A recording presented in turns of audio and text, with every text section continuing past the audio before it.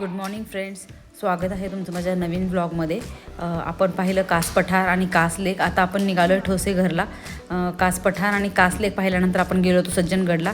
आता सज्जनगडनंतर आपण निघालो आहे ठोसेघरला. तर पाहूयात, मी ऐकलं आहे ठोसेघरचा धबधबा खूपच सुंदर आहे म्हणून.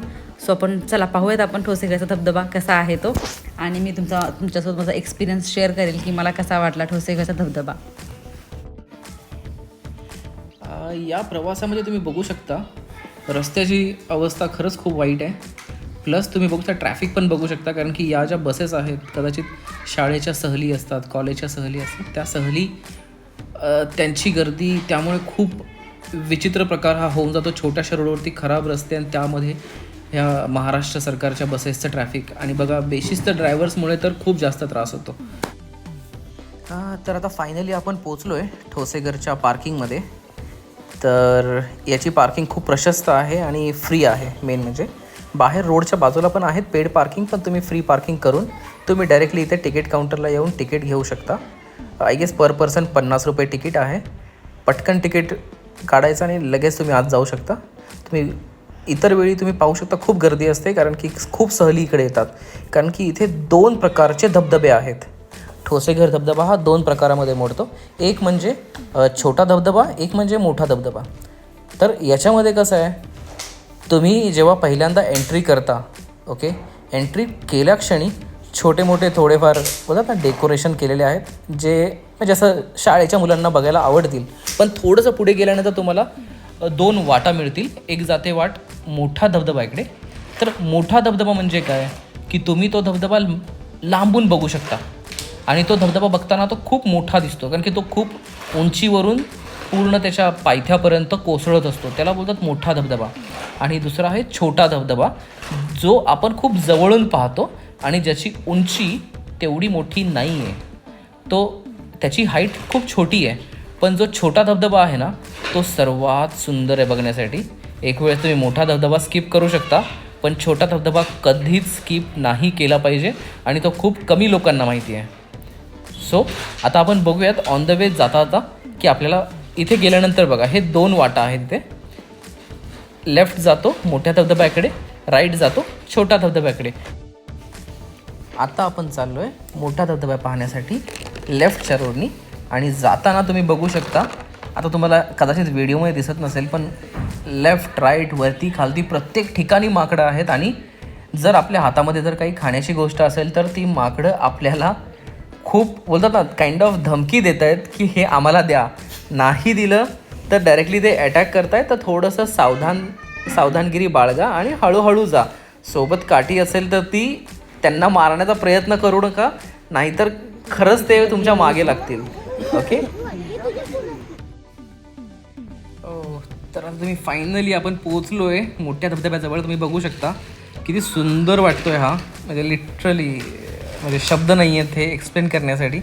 पण ती गर्दी पाहून आम्हाला असं वाटत नाही की आम्हाला तिकडे एखादा सेल्फी पण काढता येईल. खूप खूप खूप जास्त गर्दी आहे.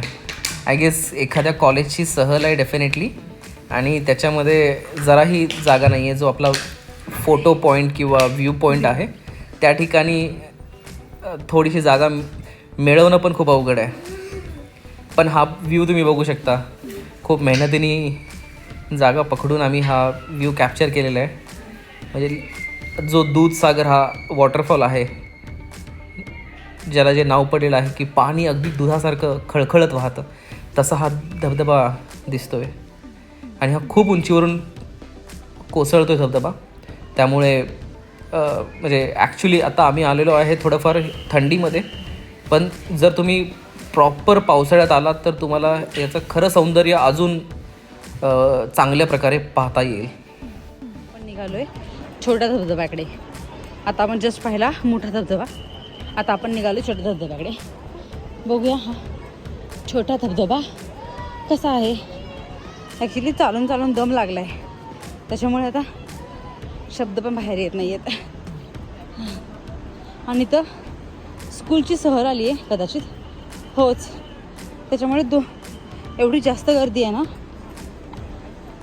की तुम्हाला निवांतपणे उभा राहून काही व्हिडिओ नाही करता येणार, फोटो नाही काढता येणार. खूप जास्त गर्दी आहे शाळेच्या मुलांची. जर पाऊस वगैरे आला ना, कदाचित मोठा पाऊस वगैरे, तर तुम्ही ह्या निवारा शेडमध्ये थांबू शकता. ह्यासाठी असणार आहे. असं ऑन द वे छोट्या धबधब्याकडे जातानाच ते निवारा शेड तुम्हाला दिसेल. तिकडे एक गुहा पण आहे असं लिहिलंय तिकडे, तर आपण ती गुहा पण कोणती आहे ते पाहूयात.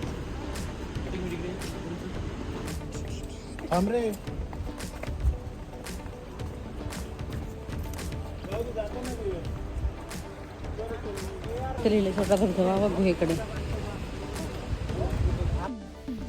वसंत आणि चिनू पूर्ण एक्साइटमेंटमध्ये निघाले आहेत छोटा धबधबा पाहायला. त्यांना खूप मस्त वाटतं आहे, असं वाटतं ते खूप छान असणार आहे. पण तसाच नजारा आहे तो. खरं तर छोटा धबधबा खरंच खूप सुंदर आहे.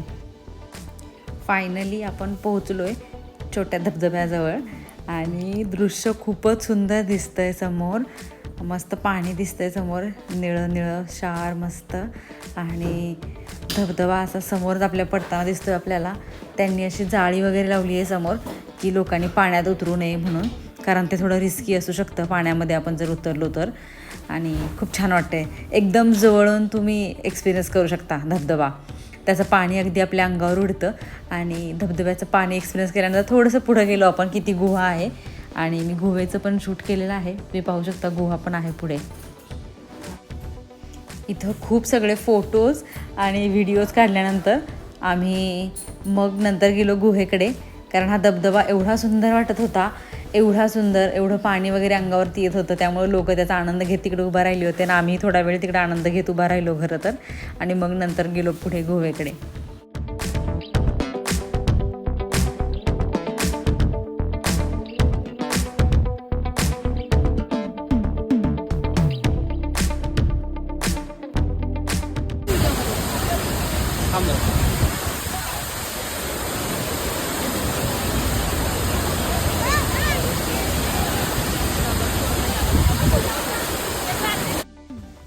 इथून असं पुढं गेल्यानंतर इथं आतमध्ये ही गुहा आहे छोटीशी. खूप लोक आतमध्ये पाहायला जात होते, पण खरं तर ना ह्या गुहेच्या आतमध्ये खूप जास्त पाणी आहे आणि घसरट आहे. खरं तर तुम्ही जर व्यवस्थित लक्ष देऊन नाही गेला तर तुम्ही कदाचित घसरू शकता.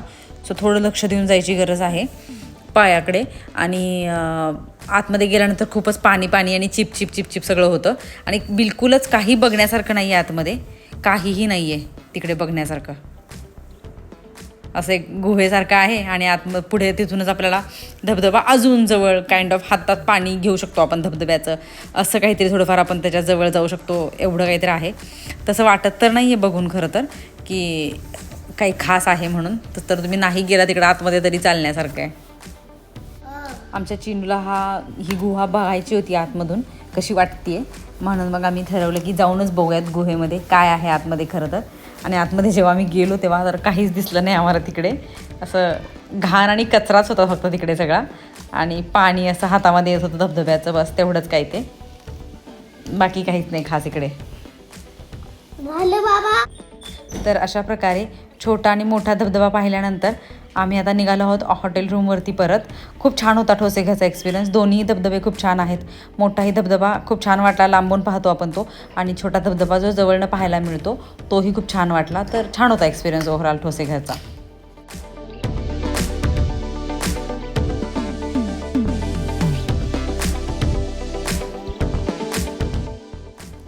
आता अशा प्रकारे आपण इथे जेवायला थांबलो आहोत. मस्त जेवण करतोय, बिर्याणी खातोय, आणि त्याच्यानंतर आपण निघणार आहोत पुढं पुण्याला जाण्यासाठी.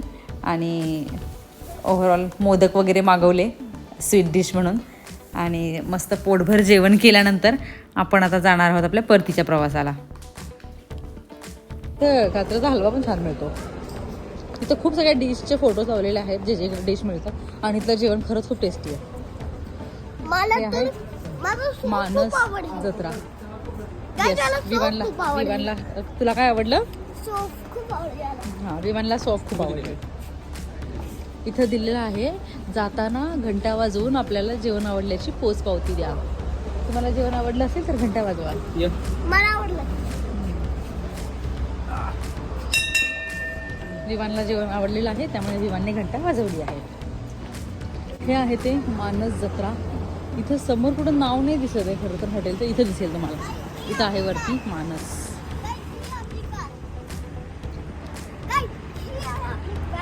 काय करायची ओके तिथं हे पण असतो आणि छत्री आम्ही ठेवले फक्त.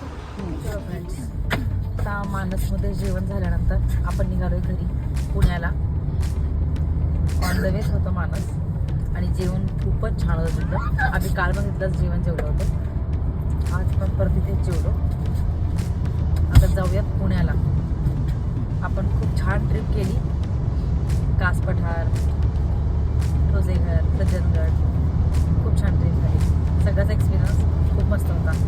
आणि आता बघाल तर रस्त्याला काहीच ट्रॅफिक पण नाही आहे, मस्त सुसाट गाडी निघाली आहे. ओके फ्रेंड्स, असा होता माझा हा व्लॉग. तुम्हाला हा माझा व्लॉग कसा वाटला हे मला नक्की सांगा आणि आवडल्यास नक्की लाईक शेअर सबस्क्राईब करा. Okay bye.